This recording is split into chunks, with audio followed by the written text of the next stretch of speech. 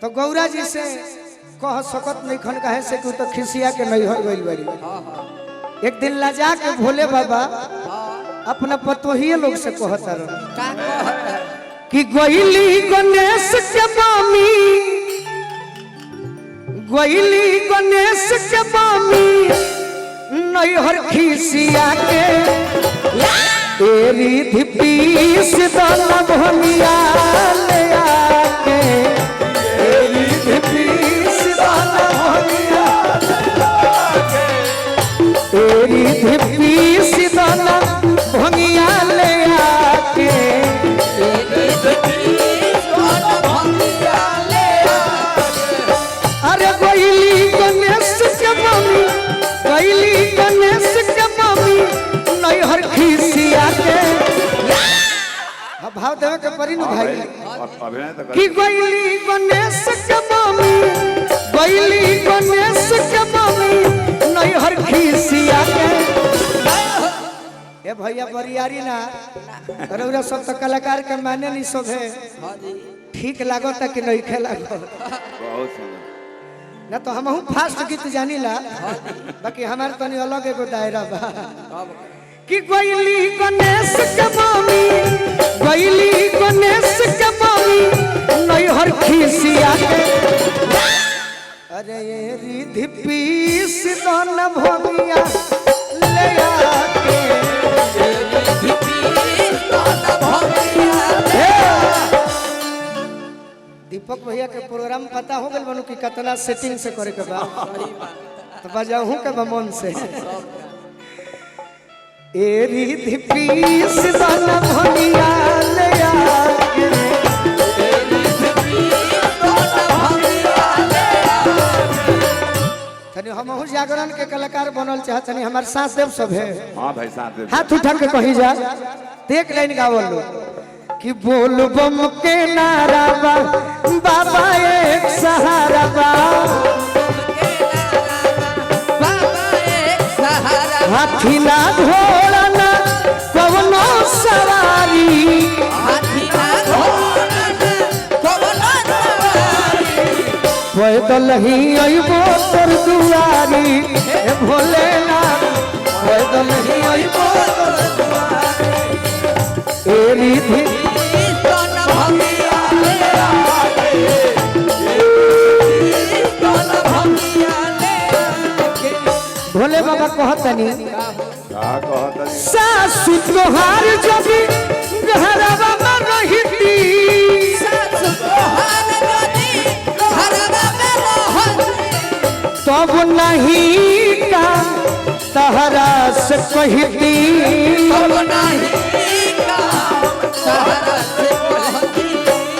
बानी लचारिए से, बानी लचारिए से कहतानी आके, हम लाचार बनिए से न कहतनी कि बनी लाचारिए से अरे कहतनी आके।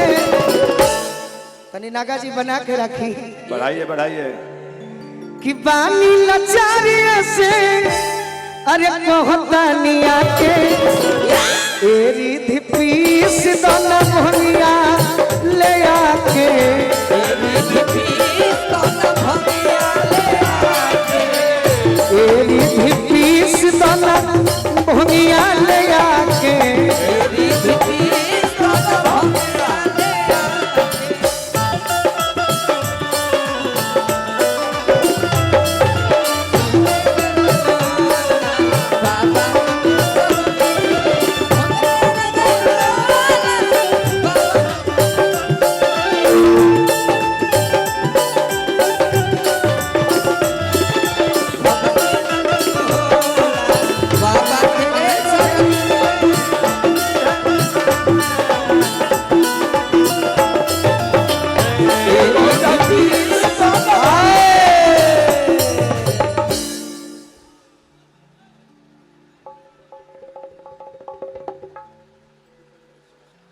मुस्कान जी तनी मनी आपका हेल्प होगा।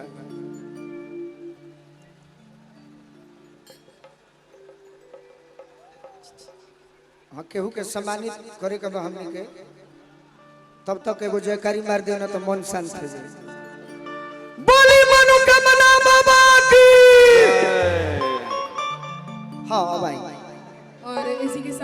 थोड़ा भोकलवा उठाइए उनका गोलू जी दीपेंद्र का। सराफ जी जो कि पूरे जिला अध्यक्ष रह चुके हैं भाजपा से, उनके बेटे यहाँ पे मौजूद हैं। आपका स्वागत है और मैं चाहूंगी कि आप सम्मानित करें गोलू राजा जी। एक जोरदार तालियां होनी चाहिए। ले खाली पानी डालत रहो, भर बरसात नहीं करे लगे। भर बरसात पानी नहीं खेल डाले के बहुत बहुत धन्यवाद, स्वागत। और का कि सोनू संगतिल हमर भंगिया हार हो, सोनू संगतिल हमर भंगिया हार हो, एकरा आगे लागे गोलू सब कुछ बेकार हो,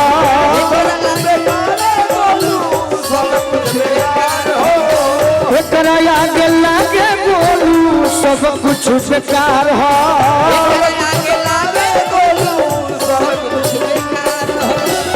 मस्त रहीला हरदम, मस्त रहीला हरदम एकरा के खाके, कि मस्त रहीला हरदम, अरे एकरा के खाके ए रिधि पीस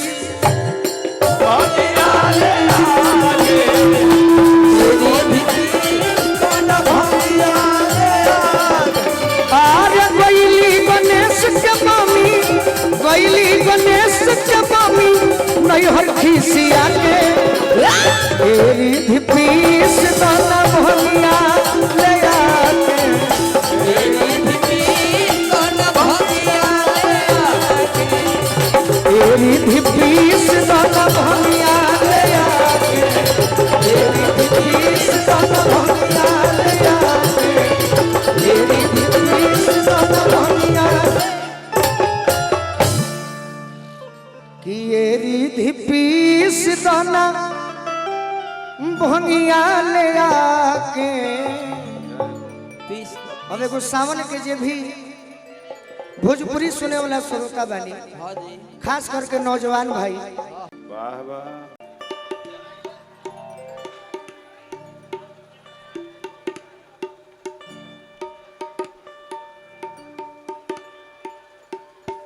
चालू रखे के बाद हेलो बोलो तो।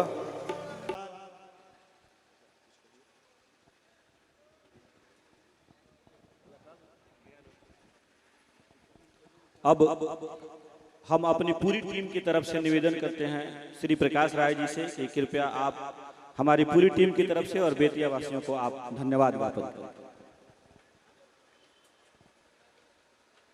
आज इस सावन के पवित्र माह में तीसरे सोमवारी को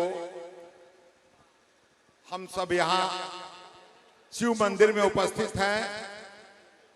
सबसे पहले मैं यहाँ जो शिव भक्त आप सभी आए हैं, आपका स्वागत है, अभिनंदन है, आपका वंदन